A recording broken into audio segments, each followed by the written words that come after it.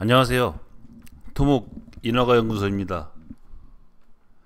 종단면도 또 특히 종단 계획에 대해서 댓글이 있어서 살짝 고민을 했는데 어, 이게 전문적으로 들어가다 보니 올릴까 말까를 고민했는데요. 일단 한번 올려보겠습니다. 올려서 그 필요하신 분들은 보시고 필요 없으신 분들은 그냥 안 보셔도 전혀 관계없는 그런 내용이니까요. 한번 설계 쪽에서 한번 접근을 해보도록 하겠습니다. 종단면도 종단 계획고가 있는데, 종단 계획고라는 것은 이제 현 지형에서 우리가 이제 계획을 세울 때 그 라인을, 그 계획 라인을 계획고라고 합니다. 어떤 부분은 높게, 어떤 부분은 좀 깎아서 낮게, 이런 것을 직전별로 계획고를 설정하는 겁니다.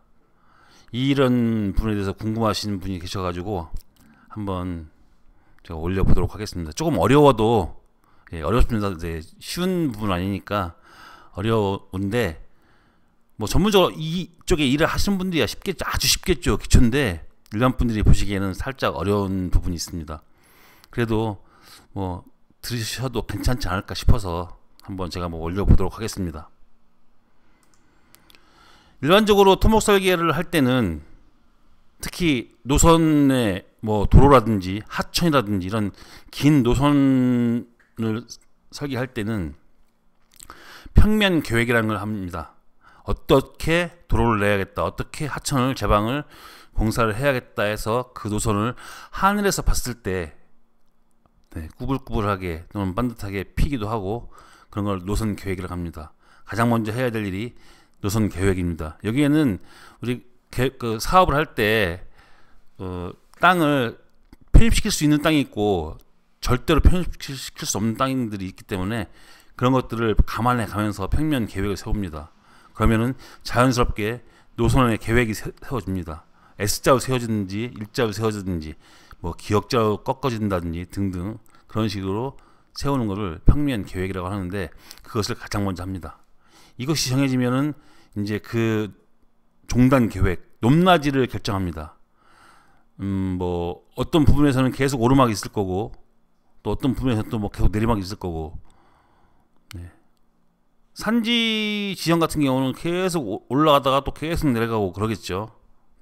물론 고속도로는 그 제한선이 있어서 제한 높이가, 제한 구배가 있어서 뭐 크게 막 오르고 크게 내리지 않지만, 뭐 일반 도로 같은 경우는 심한 데는 뭐 10%도 되고 뭐 12, 13%도 되고 하니까 그런 거 갖다가 이제 종단 계획을 잡습니다. 여기는 사업비도 크게 적을 합니다. 땅을 많이 팔 거냐, 아니면 적게 파고 뭐 기울기, 비탈면 기울기를 세게 할 거냐, 구배를 세게 해서 사업비를 좀 아끼는가, 구배를 평평하게 해서 다니기 편하게 해서 사업비를 좀 더 추가할 거냐, 이런 계획이 여기에 같이 포함됩니다. 종단 계획이 수립이 되면 횡단 계획도 수립을 하고요. 그리고 그러면 도면 작업이 어느 정도 끝납니다. 도면 작업이 끝나면 그 도면을 바탕으로 공사비를 산출합니다.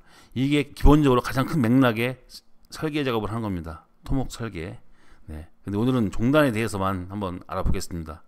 한번 이게 쉽지 않은 내용이니까 한번 뭐 보시고서 아니다 싶으면 끄시고 나가셔도 상관없습니다.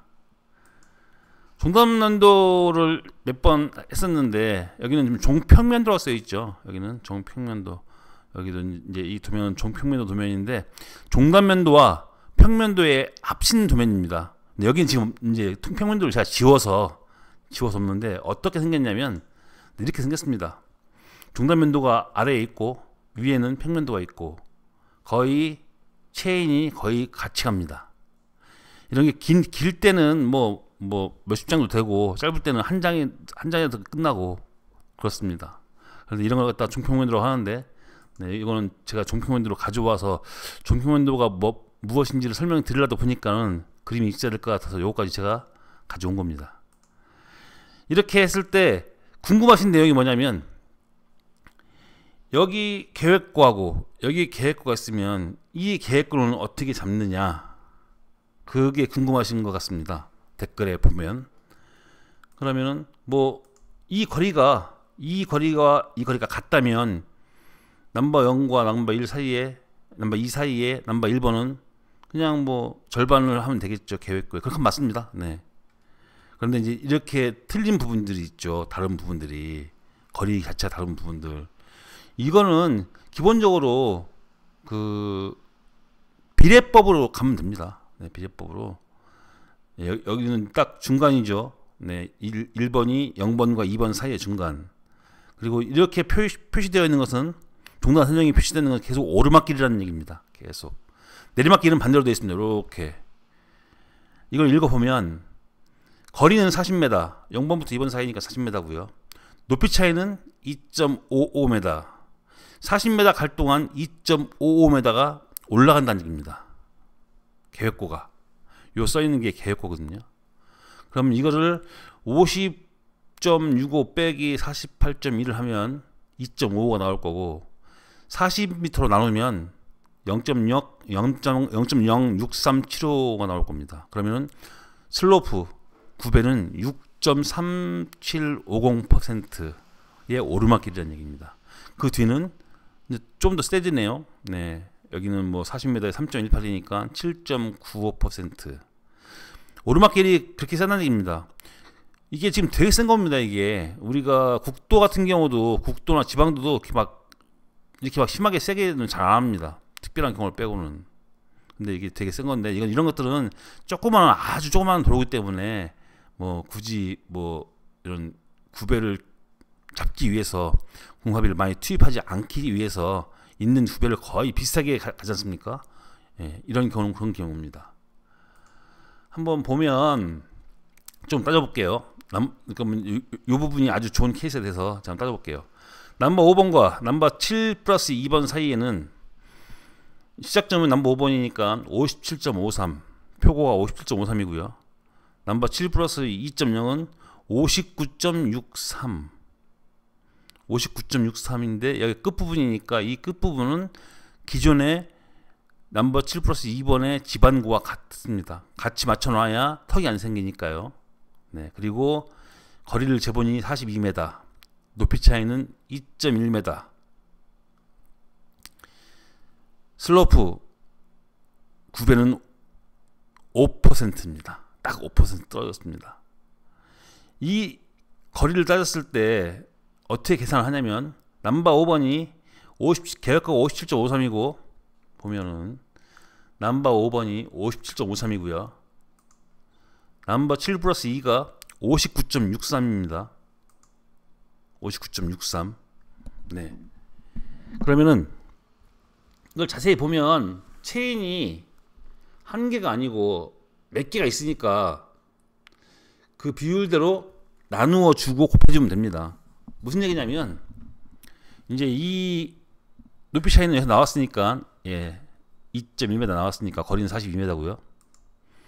넘버 6번을 구할 때는 5번과 넘버 7 플러스 시작점과 끝점 7 플러스 2를 따져보면 42m인데 42m 중에서 20m거든요. 이게 20m. 네. 57.53에서 20m 간 만큼 더 올라가는 만큼만 더해주면 됩니다. 20m 간 만큼 5%를 계산해주면 58.53이 나오죠. 57.53에서 20m 간 만큼 5%만큼 9배가 올라갔으니까 58.53. 또 넘버 6 플러스 5.0은 25m 갔으니까 57.53 5번에서 25m 간 만큼 5%를 올려주면 58.78. 요게 계획고가 되는 겁니다. 계획고. 네.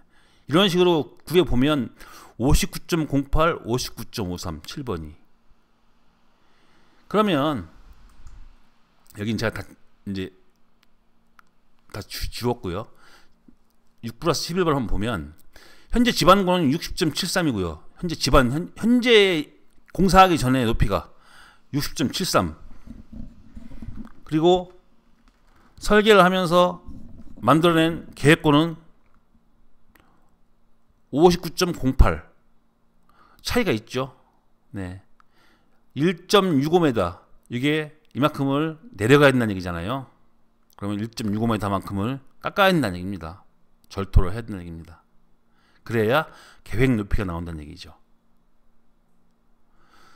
7번도 마찬가지입니다. 7번도 59.53인데 구한 그 계획고가 59.53은 계획고고 현 집안은 59.63이고 네, 10cm만큼 높다는 얘기죠. 현재 그럼 10cm를 절토를 해야 된다는 얘기입니다. 이렇게 하다 보면 어느 부분은 절토가 나오고 또 어느 부분은 성토가 나오고 네, 그거를 이제 공사할 때 덤프트럭이 옮기고 사토시키고 또는 뭐 흙을 사오고 또 구조물에 대해서 뭐 구조물 세우고 안 세우고 이런 차이가 나는 겁니다. 그리고 이제 또 한 가지 이건 제가 말씀을 드려야겠는데 지금은 이거는 아주 간단한 공사고 기본적인 공사니까 지금 계획이 빨간색인데 계획이 탁탁 꺾이죠 이렇게. 근데 이렇게 꺾이진 않습니다. 실제로 뭐 지방도부터 큰 공사들은 도로나 이런 것들은 꺾이는 게 아니고 이렇게 완만하게 여기서 그 곡선을 줍니다. 곡선.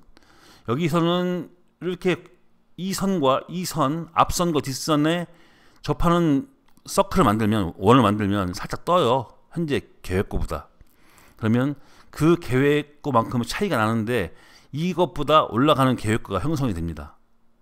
이거는 좀 전문적인 얘기입니다. 여기는 앞선과 뒷선을 연결해서 원을 접하게 만들면 얘는 좀 내려옵니다. 이런 식으로 스무스무하게 결정을 합니다. 네.